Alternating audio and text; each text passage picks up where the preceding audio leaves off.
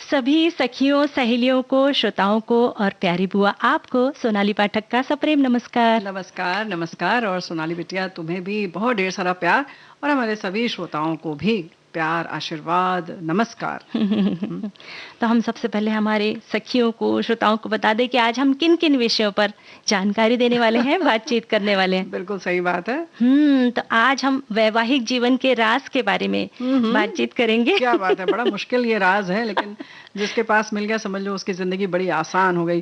तो चलो देखते हैं आज क्या क्या हमारे साथी भी बताते हैं कि क्या क्या राज हैं, क्योंकि कुछ राज तो उनके पास भी है ना। वो भी अपने राज की बातें हमसे बताएंगे। और आज व्यस्त रहने के बारे में हम कहेंगे कि जो व्यस्त रहते हैं वो स्वस्थ रहते हैं। तो स्वस्थ जीवन का भी राज है व्यस्त रहना। तो ये सब बातें तो हो गई, लेकिन अगर व्यस्त रहना है तो फिर हमारी तो बहनें सीधे रसोई घर में चली जाती हैं, है ना। हाँ। तो यही तो हम कह रहे हैं कि चलो भाई, तो आज हम बता देंगे कि मकई के व्यंजन कौन कौन से होते हैं, और कुछ हमारे साथी भी बताएंगे जरूर कि क्या क्या बनाते हैं और या बनाती हैं वो। और आज बड़ा खास दिन है। हम वीरांगनाओं के बारे में बात करते हैं, हमारी जो सखी विशेष में। तो आज हम बात करेंगे पेरिनबेन की।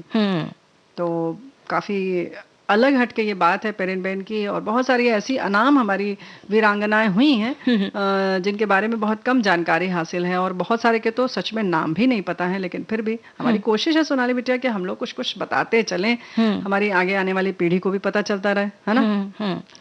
तो 12 अक्टूबर 1888 को गुजरात के कच्छ जिले के मांडवी में जन्मी पेरिनबेन भारत के पारसी बुद्धिजीवी, शिक्षा शास्त्री दादा भाई नौरोजी के सबसे बड़े बेटे अर्देशीर की बड़ी बेटी थी। और उनके पिता एक डॉक्टर थे। बहुत कम उम्र में ही पेरिनबेन ने अपने पिता को खो दिया। मतलब समझो कि बस 5 साल की थी तभी उनके पिता गुजर गए। इतनी छोटी सी उम्र। लेकिन घर में हमेशा से पढ़ाई लिखाई का माहौल था, क्योंकि उस समय भाई उनके पिता डॉक्टर थे। सोचो कितनी पुरानी बात है, 1888 में, है ना। और उनकी जो शुरुआती पढ़ाई तो मुंबई में हुई, और आगे की पढ़ाई के लिए पेरिनबेन जो है फ्रांस चली गई। और पेरिस की सोबन न्यूवेल विश्वविद्यालय से उन्होंने फ्रेंच भाषा में अपनी पदवी प्राप्त की। पेरिस में वे भिकाजी कामा के संपर्क में आई। भिकाजी कामा से वे बहुत प्रभावित हुई और उन्हीं के साथ सारी गतिविधियों में जुड़ गई, और पेरिनबेन की स्वतंत्रता संग्राम सेनानी बनने की शुरुआत हुई। और सोनाली बिटिया, कहा जाता है कि जब विनायक दामोदर सावरकर को लंदन में ब्रिटिश पुलिस ने गिरफ्तार कर लिया था, तो उन्हें छुड़ाने में पेरिनबेन ने बहुत अहम भूमिका निभाई थी। वर्ष 1911 में वे भारत लौटी। उन्हें महात्मा गांधी जी से मिलने का मौका मिला।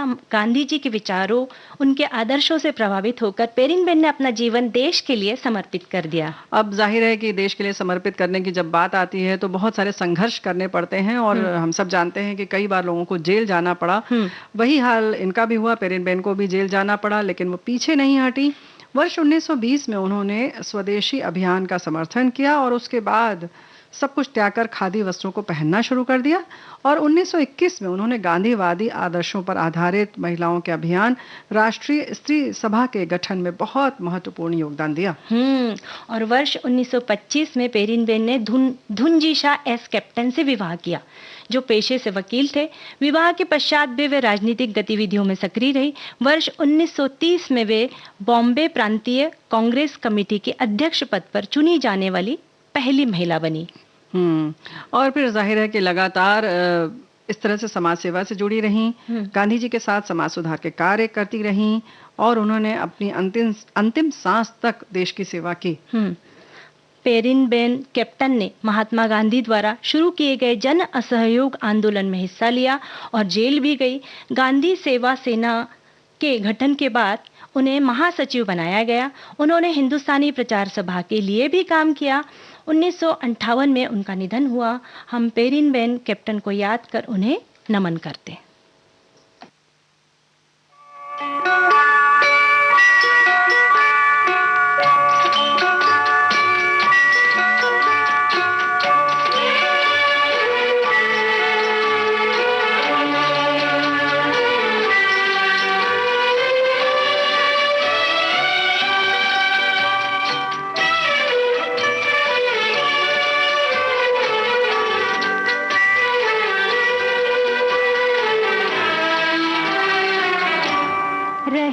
न रहे हम, महका करेंगे बनके कली, बनके सबा, बागे वफा में रहे न रहे हम।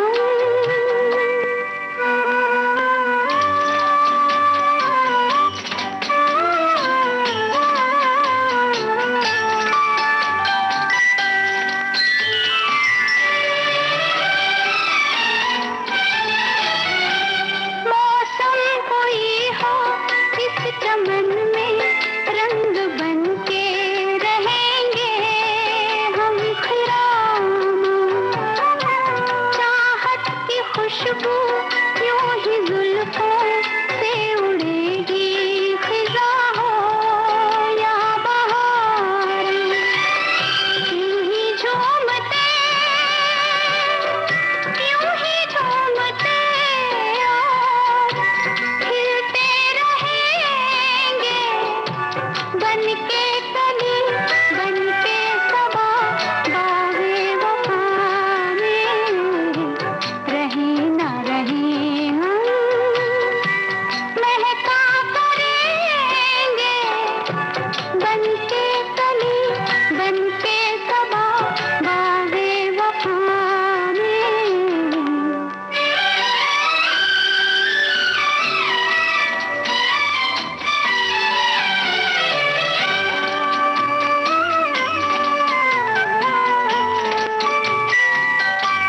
खोए हम ऐसे, क्या है मिलना, क्या बिछड़ना नहीं है याद हमको, ऊंचे में दिल के जब से आए, सिर्फ दिल की जमी है याद हमको, इसी सरजमी पे हम तो रहेंगे बनके कली, बनके सबा, बागे वफा में रहे न रहे हम।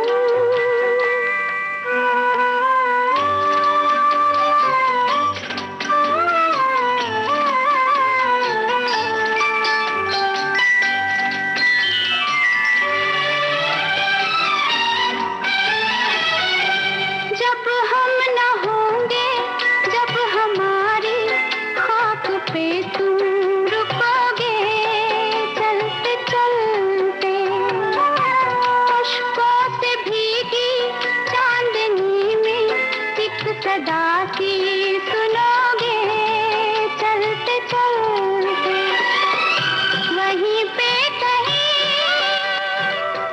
वहीं पे कहीं हम तुमसे मिलेंगे बनके कली, बनके सबा, बागे वफा में रहे न रहे हम, महका करेंगे बनके कली, बनके सबा, बागे वफा में रहे न रहे हम।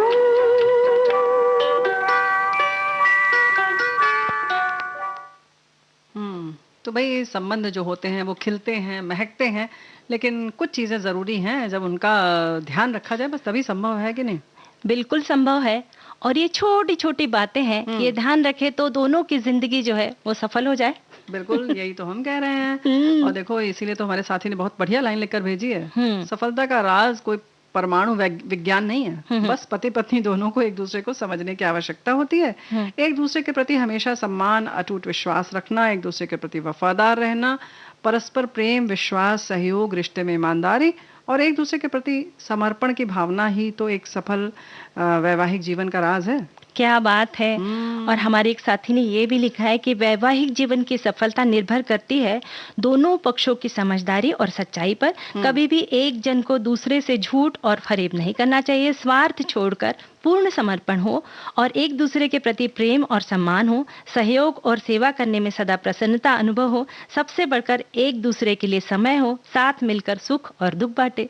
क्या बात है ना? अब ये अगर हो जाए तो ये साथ मिलकर दुख सुख बांटना तो पड़ता है, लेकिन खुशी खुशी बांटा जाए तो अच्छा है ना। क्योंकि देखो विवाह जो है दो लोगों के बीच का ऐसा रिश्ता है जिसको कह सकते हैं उतना ही खट्टा है और उतना ही मीठा भी है ना। लेकिन जैसे जैसे पुराना होता जाता है और प्रगाढ़ होता जाता है और प्यार और विश्वास की नींव उतनी ही गहरी होती जाती है, मजबूत होती जाती है ना। और इस नींव की मजबूती तभी कायम रहती है जब रिश्ते में एक दूसरे के प्रति प्रेम, आदर, सम्मान और शिष्टाचार की भावना हो। और देखो ये भी बात है कि अब ऐसे तो बात होती है ना, कहते हैं जहाँ चार बर्तन होते हैं तो खटकेंगे भी, आवाज भी आएगी।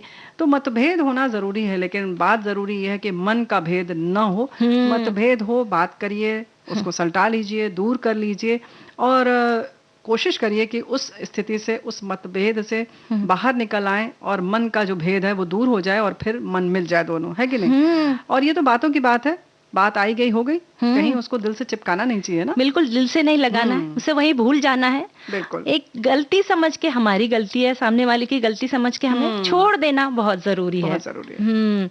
और किसी भी रिश्ते को सजीव रखने के लिए जरूरी होता है संवाद। जैसे हमारे साथी ने कहा कि जब भी पति पत्नी एक साथ हो तब पूरा वक्त एक दूसरों को दे। उस वक्त जैसे हम फोन पर बातचीत कर रहे हैं या सोशल मीडिया से जुड़े हैं, ये बहुत गलत होता है ना। तो एक दूसरे को वक्त देने से ये रिश्ता जो है और गहरा होगा। ये रिश्ता क्यों, देखो आजकल घर में बैठे रहते हैं और हम सोचते हैं शाम को सब लोग एक साथ बैठता है और हम लोग सब चाय जो है शाम की ना एक साथ पीते हैं। लेकिन कभी अगर ध्यान दो बिटिया तो देखोगे तो पता लगा कोई दो बच्चे जो है वो मोबाइल में है, कोई अपना और किताब पढ़ रहा है, कोई टीवी देख रहा है या फोन पर लगा हुआ है, कोई मतलब फोन पर कुछ देख रहा है और या तो बात कर रहा है। तो इसको एक साथ बैठना नहीं कहते हैं। आप कहीं अपनी व्यस्तता को छोड़कर एक साथ बैठिए, बात करिए। क्योंकि दाम्पत्य जीवन के लिए हमारे साथी जैसे लिख भी रहे हैं कि राज जो है दोनों ने मिलकर सारी जिम्मेदारियां उठानी चाहिए। अगर दोनों नौकरी में हैं तो भी, और अगर कोई एक नौकरी नहीं कर रहे हैं तो भी, सारे काम मिलकर पूरा करिए। कोई कार्य, जवाबदारी किसी कारणवश नहीं पूर्ण हो पाया तो मजबूरियों को समझे, आक्षेप न करें तो बेहतर है। और थोड़ी बहुत नोक झोंक तो भाई हर रिश्ते में है, पर बड़ी न बन जाए, इस बात का ध्यान रखें। और दाम्पत्य जीवन की खुशियों के लिए पति पत्नी को प्यार, विश्वास और समझदारी के धागों से मजबूत बनाना पड़ता है। छोटी छोटी बातें हमें जो है इग्नोर करना है, यानी उसकी तरफ अनदेखा करना है। और संकट की घड़ी में एक दूसरे का सहारा बनना है। एक दूसरे को समय दे, एक दूसरे की इज्जत करे, विश्वास कम ना होने दे, गलतियां और कमियां ना निकाले, माफी मांगना सीखे। सबसे जरूरी बात लिखी है, तारीफ जरूर करे और प्यार को कभी खत्म ना होने दे। अच्छा, ये किसी हमारे साथी ने लिखा है। हमने कहा दीपाली, अरे सोनाली इतनी बड़ी बड़ी बातें करने लगी, इतनी आदर्श वाली बात, भाई कहाँ से। मैं बताने वाली थी कि बाद में बोलूं कि हमारे साथी ने बहुत खूबसूरत सारे बिंदुओं को लिख दिया। सोनाली बेटा, एक बात और है कि यहीं पर ये बात और कहना चाहते हैं कि एक दूसरे से कुछ भी छुपाए नहीं। हालांकि कभी कभी ऐसा होता है कि आदत नहीं है छुपाने की, लेकिन भूल गए, नहीं बताया, उसमें बहुत बात का बतंगड़ बन जाता है, राई का पहाड़ बन जाता है। तो याद करके, छोटी बात हो बड़ी बात हो, एक दूसरे से तुरंत साझा करें। देखो आज ऐसा हुआ था, फलां का फोन आया था हमारे रिश्तेदार का, हमने उनसे ये बात की, है ना। तो अभी 1 महीने बाद पता चला कि अच्छा तुम्हारे पति से तो बात हुई थी। अब वो पत्नी का भौं जो तन जाती है, अच्छा आपने हमें नहीं बताया था। तो भाई वो कहेंगे छुपाने जैसी कोई बात तो नहीं है, लेकिन नहीं बताया तो नहीं बताया। लेकिन नहीं, ऐसा होता है कि लगता है फिर जो बात कुछ नहीं होती है वो भी लगता है कि जरूर इसमें कुछ है, दाल में काला है ना। तो ये जो दाल में काला है, काला न लगे तो समय रहते सब चीजें अगर कर ली जाए तो कितना अच्छा रहेगा। बहुत अच्छा रहेगा। और कभी कभी ऐसा होता है ना, डर के मारे भी छुपाते हैं कि अरे शायद वो नाराज ना हो जाए अगर मैंने ये बात कह दी। पर वो थोड़े से नाराज हो जाएंगे, पर अगर हमने बात छुपाई है तो बहुत ज्यादा नाराज हो जाएंगे सामने वाले पति या पत्नी। भाई लेकिन एक बात हमें नहीं समझ में आता है, डर की कोई गुंजाइश तो है नहीं, बिल्कुल नहीं रहना चाहिए। पति पत्नी आपस में डर रहे हैं तो फिर तो दुनिया के हर इंसान से डरना पड़ेगा। क्योंकि इतना नजदीकी रिश्ता तो किसी का हो नहीं सकता, है ना। और भी हमारे साथी ने कुछ लिखकर भेजा है कि वैवाहिक जीवन का राज है प्यार और विश्वास, जो पति पत्नी रूपी 2 पहिए वाले जीवन रथ को जीवन रूपी सागर पार कराने वाला मजबूत सेतु है। विश्वास कायम रखने के लिए लेट गो करने की समझदारी और भावना जरूरी है। गलतियां तो किसी से भी हो सकती हैं, अगर होती हैं तो दूसरे से माफी मांगने में कोई हिचकिचाहट नहीं होनी चाहिए। तो बात वही है ना, डरना नहीं चाहिए। और प्रोग्राम के बीच में अगर गाना हो जाए तो डरना नहीं चाहिए, आगे बढ़ना चाहिए।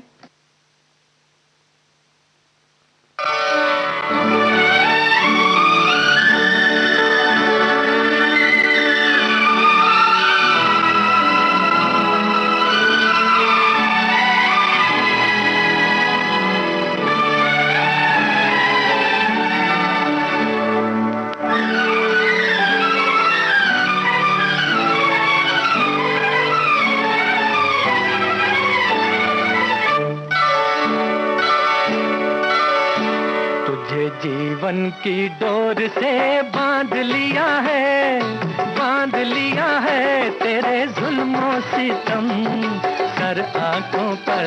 मैंने बदले में प्यार दिया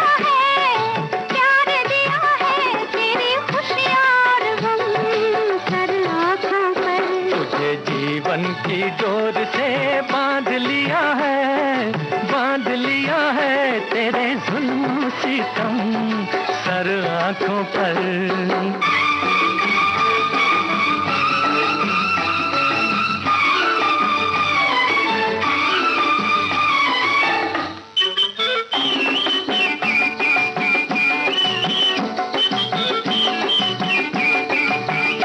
अप्सरा कोई आए तो देखूं नहीं, कोई बहकाए हंस के तो बहकूं नहीं।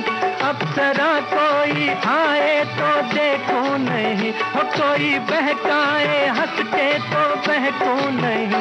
तोरे मतवारे नैनों ने जादू किया, हो तोरे मतवारे नैनों ने जादू किया। तेरी उल्फत सनम सर आंखों पर। मैंने बदले में प्यार दिया है तेरी खुशियाँ और गम सर आँखों पर।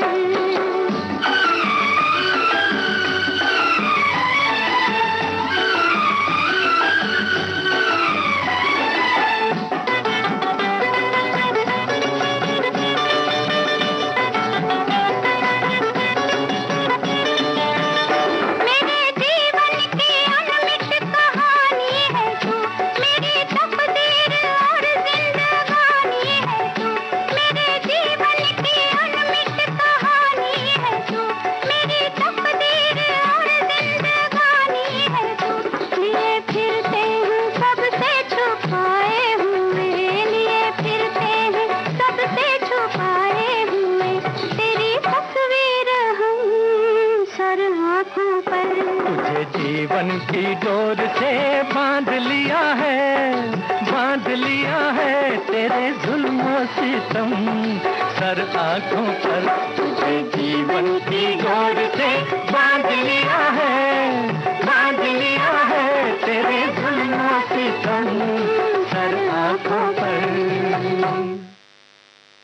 तो मतलब कि अगर कोई भी जुल्म सितम हो तो सर आंखों पर ले लेना चाहिए। जुल्म सितम होना ही नहीं चाहिए, बस प्यार ही प्यार होना चाहिए। तो कैसे होगा लेकिन?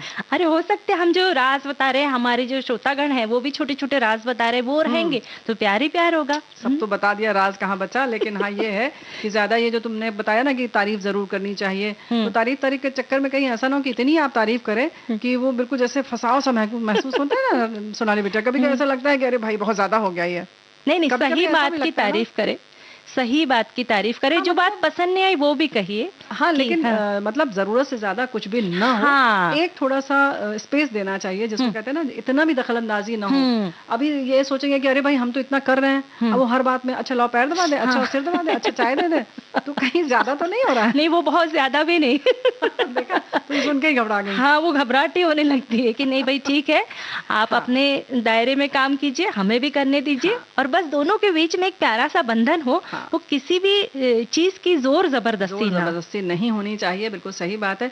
दखल अंदाजी किसी भी काम में नहीं होनी चाहिए, चाहे वो काम हो या कोई जैसे कि कहते हैं ना कि सुझाव देना हो या कोई और भी राय देनी हो। अब जैसे सभी नौकरी पेशे वाले हो गए दोनों में, तो दोनों के कार्यालय के काम में भी दखल अंदाजी न हो तो बेहतर है। जरूरत पड़े तो आप जरूर दीजिए राय, लेकिन एक सीमा तक। और ये रखें उसमें छूट कि भाई ये राय हमने दे दी, मानना ना मानना तुम्हारी मर्जी है। सही बोल रहे हैं। तो ये एक देना जो बहुत जरूरी है। जैसे कहते हैं ना कि इतना प्यार ना करें कि वो दब के घुट के उसकी सांसें ही रुक जाए, है जी। और एक दूसरे को अपने हिसाब से बदलने की कोशिश मत कीजिए। अरे ये तो मतलब क्या कहना है, इसमें तो मतलब पूरा हक मिला हुआ है हमें बदलने का। कि हर इंसान एक अलग व्यक्तित्व होता है, उसकी आदतें अलग होती है, रहन सहन अलग होता है। उससे जैसा हो वैसा ही स्वीकारे। हर इंसान में कुछ अच्छाइयाँ तो कुछ बुराइयां होती है, उसे वैसा ही स्वीकारने में दोनों की भलाई है। क्योंकि जो गुण दोष है उसके साथ स्वीकारना है हमें। यही तो हम कह रहे हैं कि देखो, गुण दोष तो हमारे निर्धारित करने के ऊपर है। हो सकता है किसी की ज्यादा बोलना अच्छी आदत मानी जाए, किसी को अच्छी लगे, और किसी का ज्यादा बोलना किसी को खराब लगे। तो ये कौन कहेगा कि अच्छा है कि खराब है? दोनों के बीच जब काम भी करते हैं तो कभी कभी लगता है अरे भाई ये तो पूरे दिन काम ही करता रहता है, अच्छा नहीं लगता है ना? इन्हें तो कुछ घूमने फिरने का शौक ही नहीं है। हाँ, तो कभी कभी बहुत घूमने फिरने का शौक है तो परेशान है कि लो इनको तो हर समय घूमने की पड़ी रहती है। तो ये बात है कि जो भी आदत है, जैसे कहा कि सबका अपना व्यक्तित्व है, और खास बात ये कि अब बहुत परिपक्व होने पर विवाह होता है, लगभग 25, 28, 30, 35 तक भी विवाह होता है। तो पूरा जो कहते हैं ना कि एक वृक्ष स्वरूप हो जाते हैं। पहले जैसे डाली जो है कोमल होती थी, आप चाहें तो थोड़ा मोड़ सकते थे, अब वो गुंजाइश नहीं रही है। सब अपने एक स्वतंत्र व्यक्तित्व के मालिक हैं, उनको वैसे रहने दीजिए, आप उसमें एडजस्ट करिए और सामने वाला भी वैसे ही एडजस्ट करे, तब बढ़िया बढ़िया आगे चलेगा। और एक जरूरी बात है कि बच्चों की परवरिश। अच्छा, अभी कुछ बाकी है? बच्चों की परवरिश में भी पति पत्नी दोनों का सहयोग आवश्यक होता है। पत्नी घर संभाले, बच्चों की भी देखभाल करे, नौकरी भी करे, तो जाहिर सी बात है जो पत्नियां हैं उन्हें थकान और चिड़चिड़ाहट होना स्वाभाविक सी बात है। तो देखो ये दोनों तरफ लागू होता है। आजकल बहुत सारे हमारे भाई बंधु हैं जो नौकरी नहीं कर रहे हैं, अगर उनकी स्त्री ठीक ठाक कर रही है नौकरी और उन्हें ठीक लग रहा है तो वो घर पर काम कर रहे हैं। ये दोनों तरफ लागू होता है अब, है ना? ऐसा नहीं है कि सिर्फ हमारी बहनें ही, बिटिया लोग ही सब काम कर रही हैं। तो दोनों तरफ बात होती है। तो सारे काम जैसे हम लोगों ने कहा कि मिलजुल कर करें, लेकिन फिर भी बच्चों की परवरिश में इन दोनों का बराबर से योगदान जरूरी है, क्योंकि एक बच्चे का पूरा भविष्य बनना है, एक पूरा व्यक्तित्व का निर्माण होना है, बहुत महत्वपूर्ण काम है। खाना बनाने से, घर सजाने से ज्यादा महत्वपूर्ण है। बिल्कुल। और दोनों के बीच अगर रिश्ता अच्छा होगा तो घर का माहौल हंसता खिलखिलाता रहेगा, घर का वातावरण आनंद से भरा होगा, बच्चे भी खुश रहेंगे, क्योंकि जब घर का माहौल खराब रहता है तो बच्चे मन ही मन बहुत दुखी हो जाते हैं। उनके बाल मन पर बहुत बुरा असर पड़ता है। तो बस बच्चों के सामने एक आदर्श माता पिता का उदाहरण पेश कीजिए तो बच्चे अपने आप अच्छे बन जाएंगे। और बच्चे मन के तो सच्चे होते ही हैं। बिल्कुल। तो हम गीत सुनवाएंगे, हमें तुम्हें चेहरे से लग रहा है। सुन लेते हैं।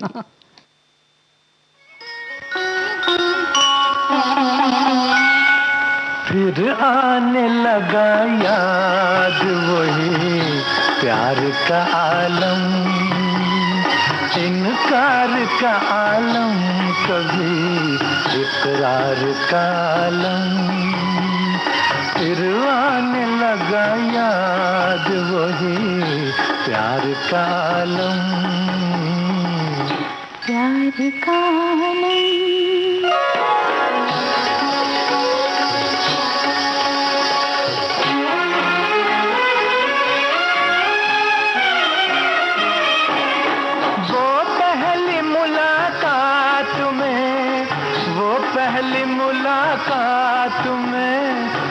पहली मुलाकात में रंगीन इशारे,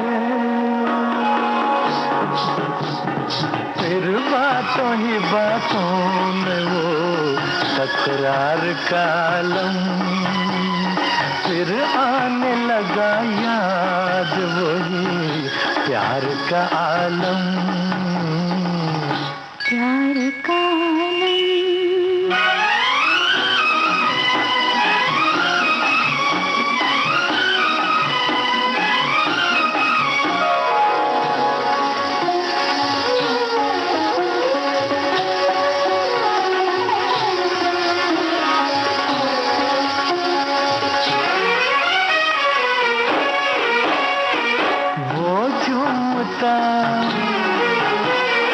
बल खाता,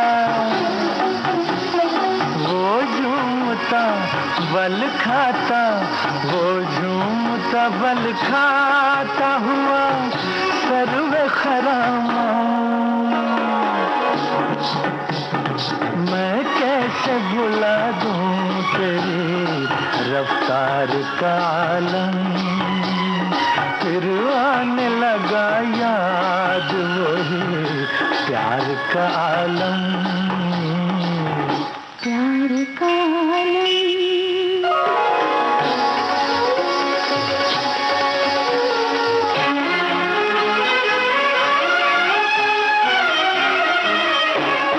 कब आए थे वो कब गए, कब आए थे वो कब गए, कब आए थे वो कब गए, कुछ याद नहीं है।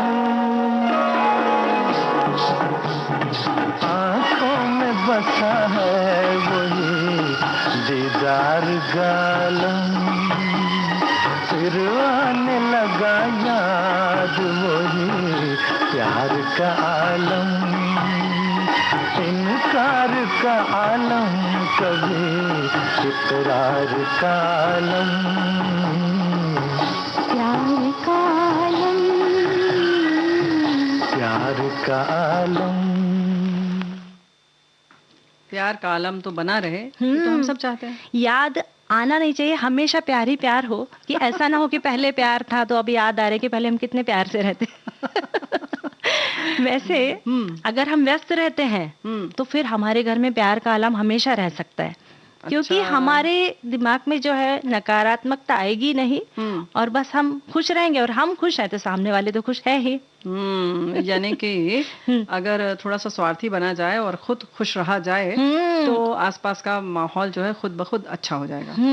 क्या बात है। वैसे बुआ जी, हर किसी के जीवन में एक ऐसा मोड़ आता है जब हम थोड़े आराम तलब हो जाते हैं, यानी थोड़ी जिम्मेदारियां कम तो हो होना जाती भी है। चाहिए ना, क्या मतलब शुरू से वही वही वही, पहले पढ़ाई करो, फिर नौकरी लगे, फिर शादी हो जाए, फिर बच्चे हुए, वहाँ सामंजस्य स्थापित करो, बच्चों को पालो, उनकी चिंता करो, तो ठहराव तो आना चाहिए कि नहीं? हाँ, तो उसमें भी आराम नहीं करें। नहीं, पर उस ठहराव में क्या है कि दिमाग जो है ना, उसे व्यस्त रहने की पहले से आदत रहती है, तो बस फिर वो खालीपन जो है ना, वो ये दिमाग को सहन नहीं होता, और मन में जो है बिना वजह नकारात्मक विचार आने लगते हैं। भाई लेकिन देखो, हम तो यही कहेंगे कि सोचना चाहिए कि हो सकता है सकारात्मक विचार आ रहे हो, तो वो सोचिए। वो तो बहुत अच्छी बात है। अगर आप आराम तलबी एंजॉय कर रहे हैं, उसमें आनंद ले रहे हैं, तो बहुत ही अच्छी बात है।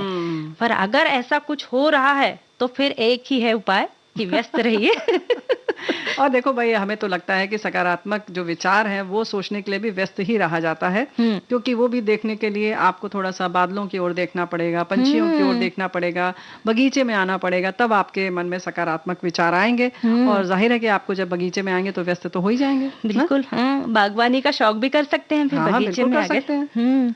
और व्यस्त रहिए, मस्त रहिए, सूत्र वाक्य में ही छुपा हुआ है कि आप फिजूल में अपना टाइम व्यतीत करते हैं तो आप नकारात्मकता की ओर बढ़ते हैं। इसलिए ऐसे कामों में व्यस्त रहिए जो आपके स्वयं के लिए, समाज के लिए, देश के लिए हितकारी हो, और आप अपनी सकारात्मक ऊर्जा से देश के विकास के लिए, समाज के विकास के लिए और परिवार के लिए क्या क्या कर सकते हैं। क्या बात है। जैसे अभी बरसात का मौसम चल रहा है तो आप पेड़ पौधे लगा सकते हैं, उनका रख रखाव कर सकते हैं, उन पेड़ पौधों को वृक्ष बना सकते हैं, क्योंकि आज पूरे विश्व में पर्यावरण का संकट है, जिससे ग्लेशियर पिघल रहे हैं, समुद्र का जलस्तर बढ़ रहा है।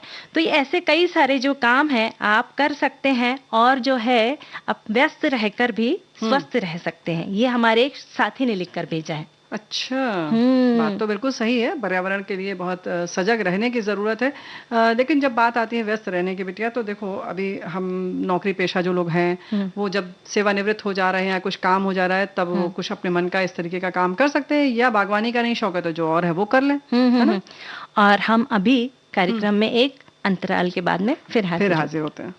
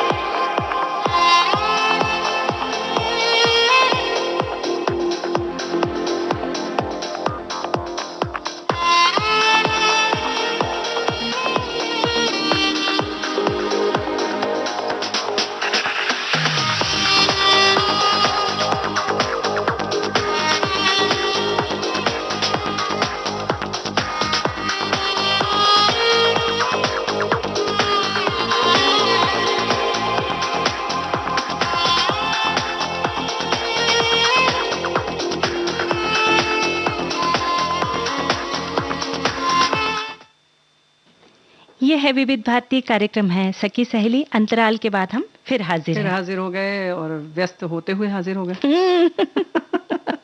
देखो, सुबह से शाम तक अपने आप को थकाने से नींद बढ़िया आती है और फालतू विचार से मुक्ति मिल सकती है। शरीर की कसरत और मानसिक शांति भी ये मिल सकता है इससे।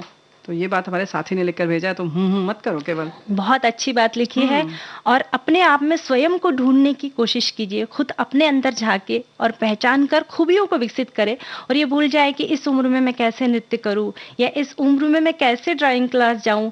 लोगों के लिए नहीं, खुद के लिए जिए, खुद के दिल की सुनिए। क्या बात है। देखो, हमने पहले ही कहा था ना कि थोड़ा सा इस समय स्वार्थी बन जाइए, और ऐसे सब लोग अगर बन जाएंगे तो जाहिर है कि सभी लोग खुश रहने लगेंगे। तो व्यस्त रहिए, और व्यस्त रहने के लिए जैसे तुमने कहा, सोनाली बिटिया ने बताया, भाई बहुत बढ़िया बात है, क्योंकि हम सब भी सोचते हैं भाई अब उम्र हो गई, क्या डांस करना, क्या नाचना गाना, क्या सजना संवरना। तो ऐसा नहीं है, उम्र कोई भी बाधक नहीं बन सकती। आप जब खुश रहना चाहें तो इसके लिए अपने आप को व्यस्त करें। कुछ यानी कि अपनी जो शौक थे आपने पूरे नहीं किए, उनका मतलब एक तरह से शुरुआत भी कीजिए।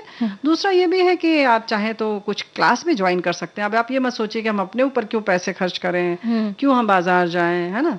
तो ऐसा नहीं है, बहुत सारी है, बुनाई है, सिलाई है, कढ़ाई है, ये सब जो भी हुनर है वो बांटिए, और अगर नहीं है तो किसी से सीखने चले जाइए। और हमारे एक साथी ने बहुत अच्छी बात लिखकर भेजी है, कहते हैं कि जीवन में सफल होने के लिए स्वस्थ तन और मन दोनों जरूरी है। ये दोनों स्वस्थ रहेंगे तभी हम कोई नया और उत्कृष्ट कार्य कर सकेंगे।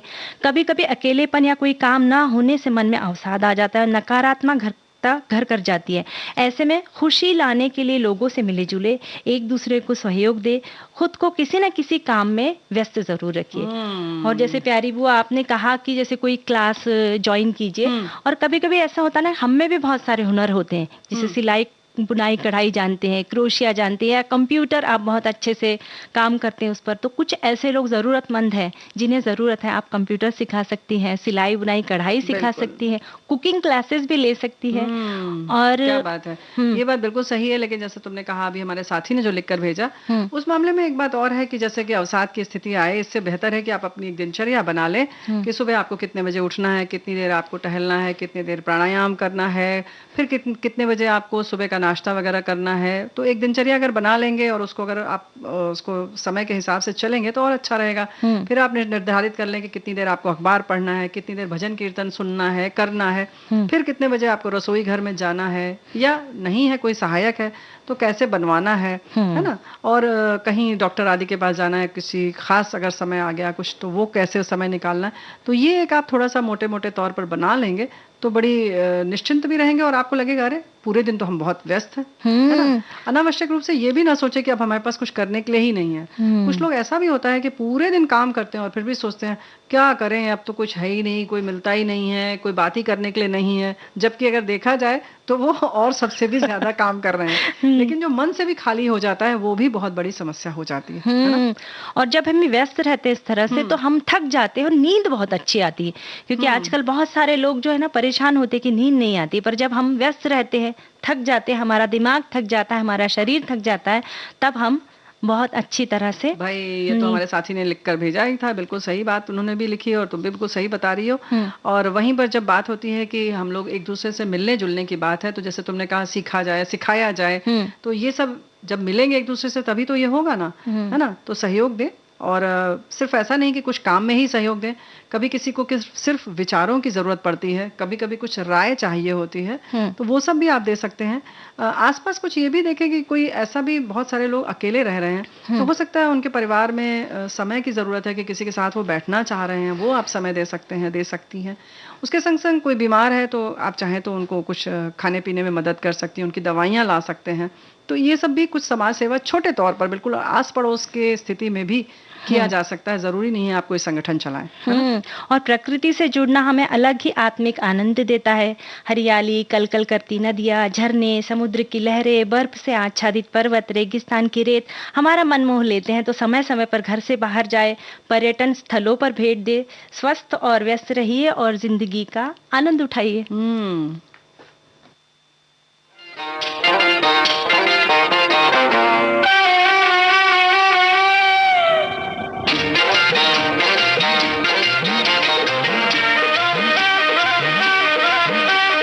दरिया किनारे एक बंगलो गोरी जई जो जई,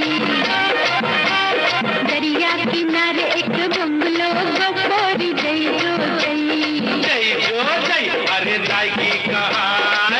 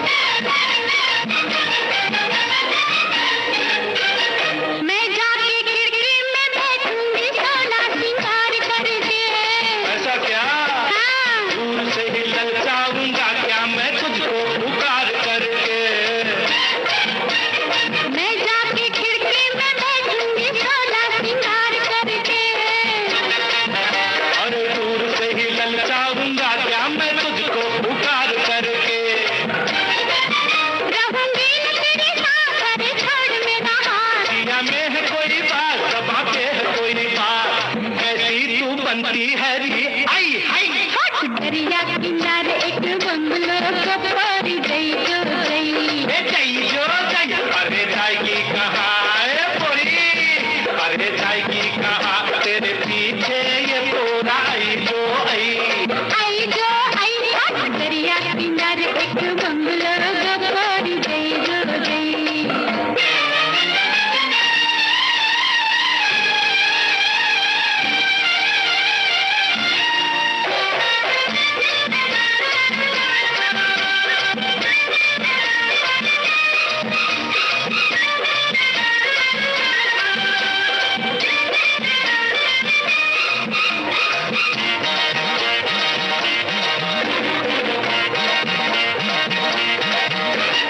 ऐसा ही बंगला तेरे लिए बांधू तो पाएगी अचैन।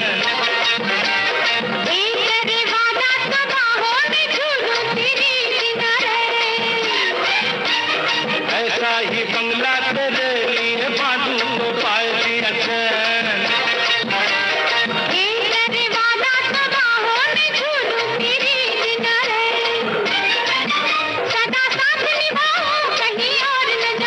कभी हाथ न आए कभी दिल में समाए, काहे सताती है री आई हाय।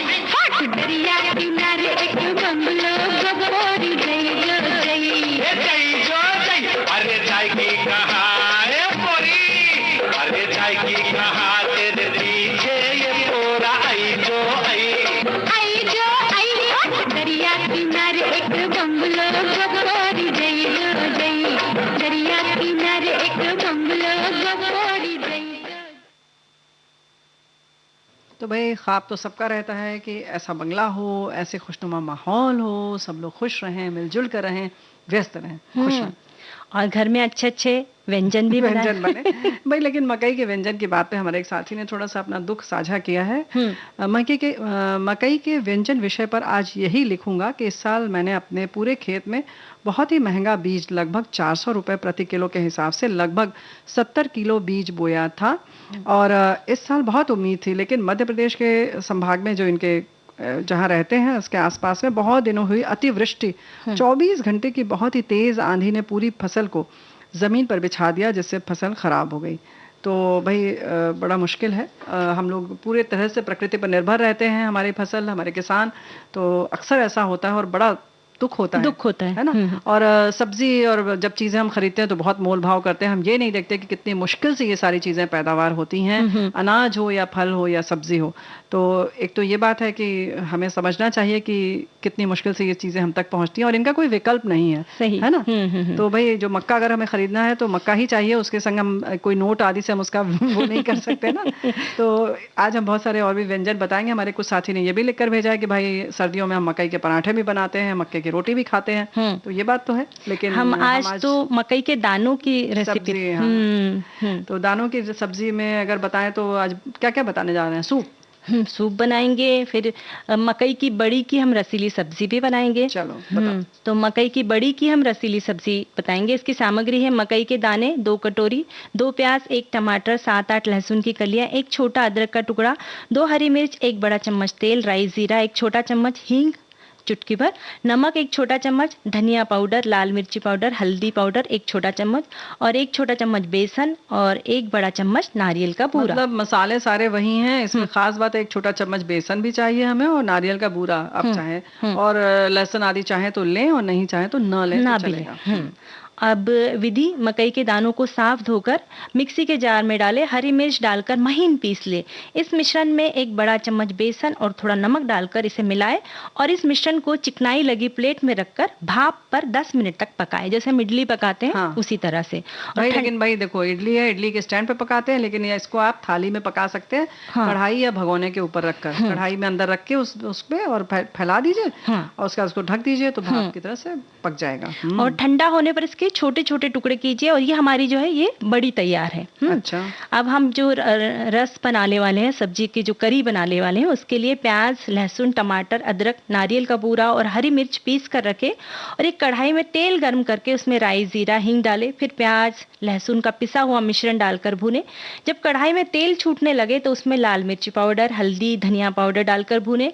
फिर गर्म पानी डाले, नमक डाले और एक उबाल आने पर मकई की बड़ियां डाले और हरे धनिए की पत्तियों के साथ सजाकर इसे गर्मा गर्म रोटी के साथ में या फिर चावल के साथ में भी इसे परोसा जा सकता है। क्या बात है। और ये तो हो गया, तुमने जैसे करी बताई टमाटर की, ऐसे ही जैसे हम कढ़ी बनाते हैं ना बेसन की दही में घोलकर, उसकी भी जो घोल है उसमें भी ये बड़ियां डालकर खाया जा सकता है। जैसे कढ़ी पकोड़े बनाते हैं उसके बदले, वही कह रहे हैं, कढ़ी बना के उसमें भी ये बड़ियां डालकर खाई जा सकती हैं। तो भाई ये सोनाली ने तो बता दिया अपने उम्र के हिसाब से कि ठीक है आप खाइए कढ़ी पकौड़ी, लेकिन हम बता देते हैं कि कैसे इसका जो है सूप कैसे बनाया जाए, क्योंकि अभी बारिश का मौसम है तो गरम गरम सूप अच्छा लगता है। तो भाई अच्छा लगे या नहीं लगे पी लेना, क्योंकि 2 कटोरी मक्के के दाने लेने होंगे, एक छोटा प्याज और 4-5 लहसुन की कलियां, एक छोटा टुकड़ा अदरक का चाहिए, एक छोटा चम्मच काली मिर्च पाउडर और एक छोटा चम्मच नमक और एक छोटा चम्मच मक्खन। मक्खन आप अगर आपकी उम्र कम है तो बढ़ा भी सकते हैं। और 1 चम्मच कॉर्न स्टार्च पाउडर चाहिए, यानी कॉर्नफ्लोर पाउडर आता है सफेद वाला। सबसे पहले कढ़ाई में थोड़ा सा मक्खन डालकर उसमें मकई के दानों को 2-3 मिनट तक भून लीजिए, थोड़ा सौंधा हो जाए, फिर उसे ठंडा होने के लिए रख दें। अब उसी कढ़ाई में 2 कटोरी पानी डालकर उसमें प्याज के बड़े बड़े काट कर टुकड़े डाल दें। लहसुन अदरक को भी मोटा पीस कर डाल दीजिए और पानी जब उबलकर आधा हो जाए तब गैस आप बंद कर दीजिए और इस पानी को छानकर अलग रख लीजिए। अब थोड़े से मकई के दाने को अलग रखकर बाकी के दाने मिक्सी में तब पीस लें उसको, चाहे जैसे आप चाहे तो सिलबट्टे पर पीसे, चाहे मिक्सी में महीन पीस दें। अब इस छाने हुए पानी में इस मिश्रण को डालकर उबालें। फिर नमक, काले मिर्च पाउडर, मक्के के जो साबुत दाने हमने रखे थे वो सब मिलाकर और जो कॉर्न स्टार्च है उसको गुनगुने पानी में घोलकर इसमें डालें और लगातार चलाते रहें, नहीं तो उसमें गुठली आ जाएगी। फिर इस तरह से गर्मा गर्म सूप तैयार है। चाहे तो ऊपर से हरा धनिया भी डाल सकते हैं पत्तियां और बस पीजिए, गर्मा गर्म सूप पीजिए। और वो हम गाना सुनाएंगे, सुनते हैं।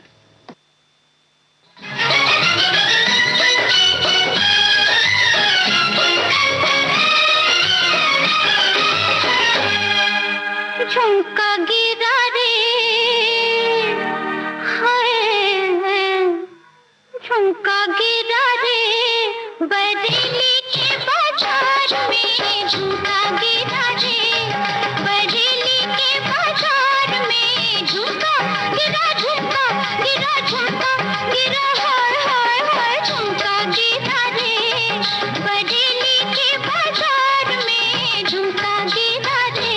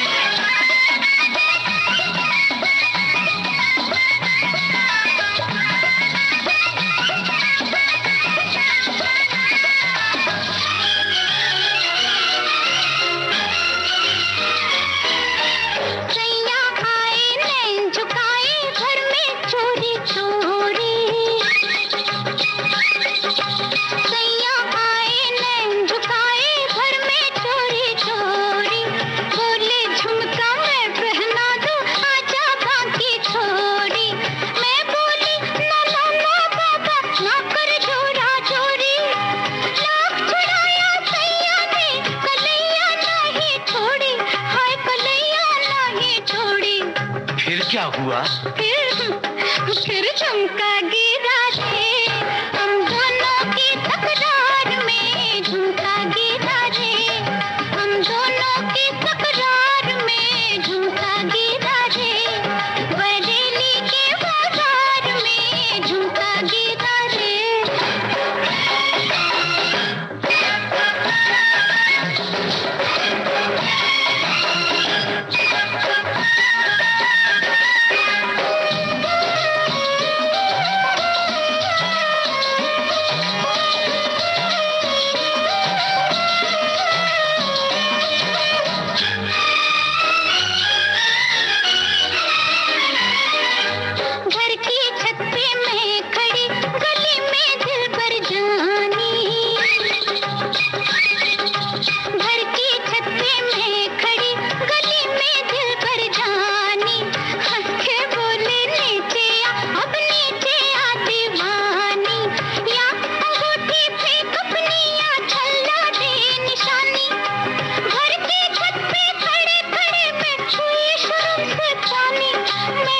शर्म से पानी।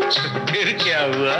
गया फिर झुमका गिरा रे, हम दोनों के इस प्यार में झुमका गिरा रे, हम दोनों के इस प्यार में झुमका गिरा रे, बरेली के बाजार में झुमका। गाना सुन लिया? मैं देख रही थी, आप तो गाना बिल्कुल झूम झूम कर सुन रही थी। तो भाई गाना ही ऐसा है। और तुम कहाँ, तुम भी तो भूल गई कि कुछ तुम्हें आगे बताना भी है। पता नहीं तुम क्या बताओगे, हम भी यही सोच रहे हैं। हाँ। कि मक्के की तुमने बात तो कर ली, लेकिन अब आगे क्या होगा। और हमारे साथी भी जरूर सुन रहे होंगे इस गीत को, क्योंकि गाना ही ऐसा है। और बरेली में वैसे कोई झुमका गिरा नहीं था, लेकिन अभी वहाँ पे एक चौराहा बनाया गया है और झुमके की शेप में वहाँ पर एक स्मारक जैसा बनाया गया है और चौराहे पर बकायदा झुमका बनाया गया है। अब मैंने भी वो पढ़ा है, पर देखने जाने का बहुत मन है कि सच में कितना खूबसूरत होगा वो बड़ा सा झुमका। और फिर भाई ये तो है, कुछ चीजें जो है किसी शहर के नाम पर प्रसिद्ध हो जाती हैं, तो बस झुमके की जब बात आती है तो बस बरेली याद आता है। लेकिन अगर हम मक्के की बात कर रहे हैं, तब अब क्या याद आ रहा है, क्या बताना है हम लोगों को? मुझे तो हलवा याद आ रहा है। ऐसा? चलो बता दो। ठीक है। जैसे मक्के की हमने जो है नमकीन चीजें तो बहुत चखी होगी, पर हलवा भी जिन्होंने नहीं खाया होगा वे बनाकर जरूर देखें कि कैसा लगता है। तो इसकी सामग्री है 2 कटोरी मकई के दाने, आधी कटोरी दूध, आधी कटोरी चीनी, 4 बड़े चम्मच घी, 1 छोटा चम्मच इलायची पाउडर और थोड़े सूखे मेवे। तो इसकी विधि हम बताएंगे कि मकई के दानों को 3-4 मिनट तक पानी में उबाले, ठंडा करके इसे पीस ले। और मिक्सी में पीस सकते हैं, सिलबट्टे पर पीस सकते हैं, पर महीन पीस ले। अब एक कढ़ाई में घी डालकर इसमें मकई के मिश्रण को डालकर धीमी आंच पर भूने, तब तक भूने जब तक मिश्रण का पानी सूख ना जाए और कढ़ाई घी छोड़ने लगे। मतलब आपका पसीना भी निकल जाएगा वैसे। थोड़ा सा बना के देखिए पहले, नहीं तो बहुत सारा नहीं पीस तो पता लगा सोनाली को पता लगा, हम लोग देख रहे हैं घूर घूर के कि सोनाली ने बताया था। तो कोई बात नहीं, तुम्हें लोग याद करेंगे। और इसमें दूध डालकर फिर उसमें चलाइए और फिर उसमें चीनी डाले, अच्छे से मिलाकर ढक्कन रख दे और 2-3 मिनट बाद उसमें फिर इलायची पाउडर और कटे हुए सूखे मेवे भी डाले। और मतलब जो पसंद हो आप वैसे उसको सजा सकते हैं, लेकिन मूल रूप से जो ये हलवा है वो आप ऐसे ही बनाइए। हाँ, भूनने में थोड़ा सा, जैसे कि मूंग की दाल का हलवा बनता है उसको भी भूनने में थोड़ा समय लगता है, तो वैसे ही थोड़ा सा ये भी समय मांगता है। लेकिन कहते हैं ना कि जितना गुड़ पड़ेगा उतना ही मिठास आएगी। तो ऐसा नहीं है, ये जैसे कहते हैं ना पसीने वाले भी जो है ना गुड़ पड़ता है इसमें। मेहनत वाला जो है वो भी गुड़ चाहिए। लेकिन उपमा बनाना भाई थोड़ा सा आसान है, तो हम ये बता देते हैं। 1.5 कटोरी आपको चाहिए मक्के के दाने, राई, जीरा, हींग छोटा चम्मच एक चाहिए, और हल्दी मिर्च पाउडर, हल्दी चाहिए अगर चाहे तो डालें, नहीं तो आप सफेद भी बना सकते हैं, मिर्च पाउडर, और 1 छोटा चम्मच मतलब मिर्च पाउडर, और कड़ी पत्ता चाहिए, हरी मिर्च 2 अपने स्वाद के हिसाब से भी ले सकते हैं, तेल चाहिए, नमक भी चाहिए थोड़ा सा।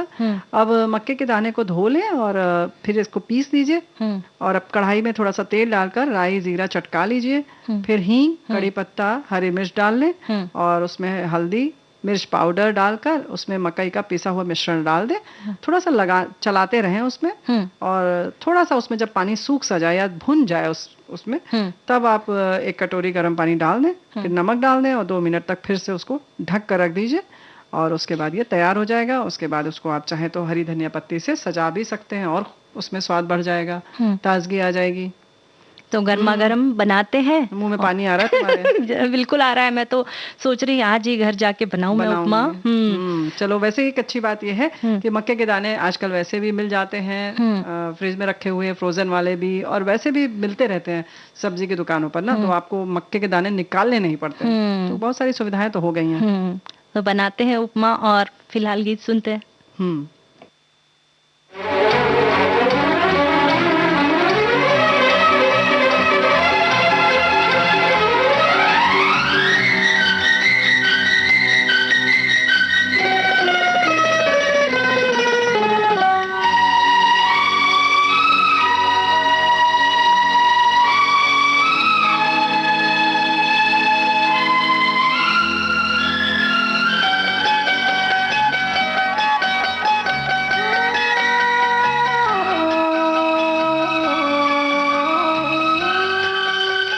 जन्म जन्म का साथ है तुम्हारा हमारा, तुम्हारा हमारा। जन्म जन्म जन्म का साथ है तुम्हारा हमारा, तुम्हारा हमारा। अगर न मिलते इस जीवन में लेते जन्म दोबारा, जन्म जन्म का साथ है तुम्हारा हमारा, तुम्हारा हमारा। अगर न मिलते इस जीवन में लेते जन्म दोबारा, जन्म जन्म का साथ है तुम्हारा हमारा, तुम्हारा हमारा।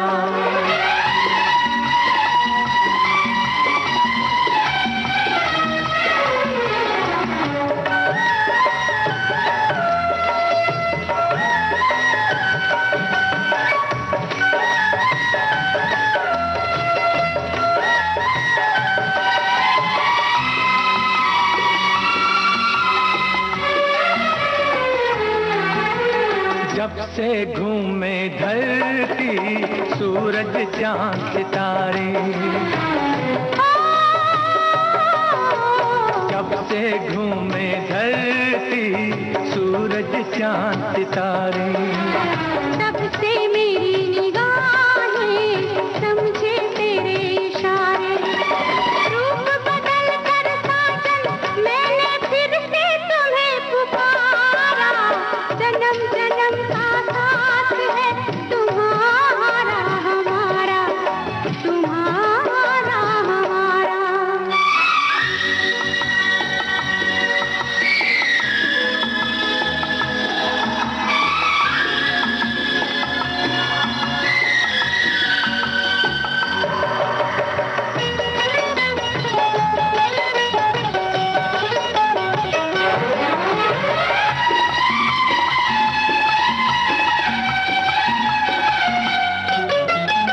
प्यार के पंख लगा के दूर कहीं उड़ जाए,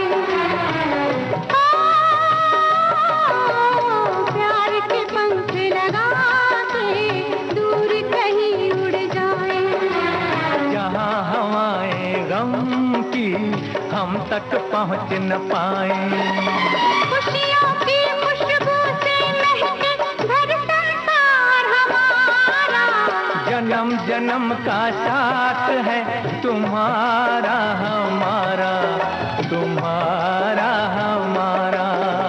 अगर न मिलते इस जीवन में लेते जन्म दोबारा, जन्म जन्म का साथ है तुम्हारा हमारा, तुम्हारा हमारा, तुम्हारा हमारा, तुम्हारा हमारा। भाई आज तो बहुत सारा गिफ्ट हमें मिला है। और सोनाली बिटिया देखो हमने बैग में रख लिया है सब झोले में।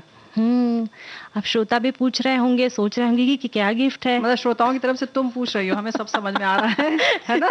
ये सारी सोनाली का है चालबाजी। श्रोताओं आपकी तरफ से ये पूछ रही हैं। भाई देखो श्रोताओं ने बहुत सारे मक्के भेजे हैं हमारे साथ में, और तो भाई जाहिर है कि उसको तो रखना पड़ेगा ना, बड़े प्यार से इन्होंने भेजा है। लेकिन एक हमारी साथी ने लिखा है कि आज राजस्थान में हमने गाय और उनके बछड़े की पूजा की है, तो हम आज गेहूं नहीं खाएंगे, ना ही कटा हुआ खाएंगे, ना ही छौंका हुआ खाएंगे। तो आज हम लोग मकई बाजरे की रोटी ही खाएंगे, मूंग मोठ चावल ये सब खाएंगे। मुझे तो मकई की रोटी बनानी नहीं आती, मेरी देवरानी ने बनाकर खिलाई है। क्या बात है। तो कितनी अच्छी बात है। लेकिन जो मक्के की ढेर सारी इन्होंने फोटो भेजी है वो तो भाई हमने सब रख ली। बहुत प्यारी प्यारी फोटो भेजी है, बातें बहुत अच्छी अच्छी बताई हमारे साथियों ने। और वहीं सबने ये भी लिखा है ना कि व्यस्त रहने की जो हम लोगों ने बातें की वो तो अच्छी लगी, लेकिन उन सब ने ये भी लिखा है कि विविध भारती सुनते रहिए तो व्यस्त रहिएगा और आपका दिन बहुत अच्छे से गुजर जाएगा। क्या बात है, हमारे साथ भी होता है। मैं भी दिन भर विविध भारती सुनती रहती हूँ, व्यस्त रहती हूँ और मकई के व्यंजन भी बनाती हूँ घर में। और एक छोटी सी जो व्यंजन विधि है कि आप पानी पूरी बनाते हैं तो उसमें आप बीच में जो है आलू का मिश्रण भरते हैं, उसके बदले में आप जो है मकई के दानों को उबाल के उसमें भी चाट मसाला वगैरह लगा के वो भी डाल के आप बना सकते हैं। ये बहुत अच्छी रेसिपी, बच्चों को बहुत भाती है, ये बहुत भाती है। वैसे तो बहुत सारे लोग आलू भरते हैं, कुछ चना भरते हैं और कुछ लोग जो है वो सफेद वाली मटर भरते हैं। तो लेकिन ये भी अच्छा है, कुछ लोग मूंग भरते हैं, तो ये मक्का भी भरा जा सकता है। अच्छा एक बात और है, जो हमारे साथियों ने जो उपहार भेजा है उसमें एक और बड़ी खास बात है, बड़ी कीमती चीज है। मक्के के साथ साथ झुमके भी भेजे हैं। तो भाई बरेली की जब बात आती है तो झुमका हमारे साथियों ने भेजा है, उसके लिए बहुत बहुत धन्यवाद।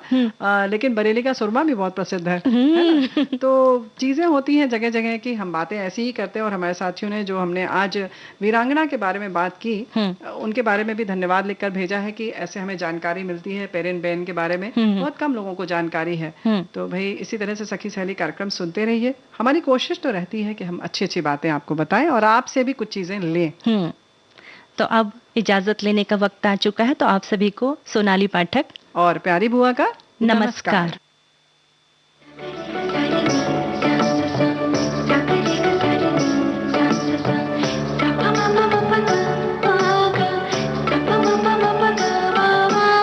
सखी सहेली।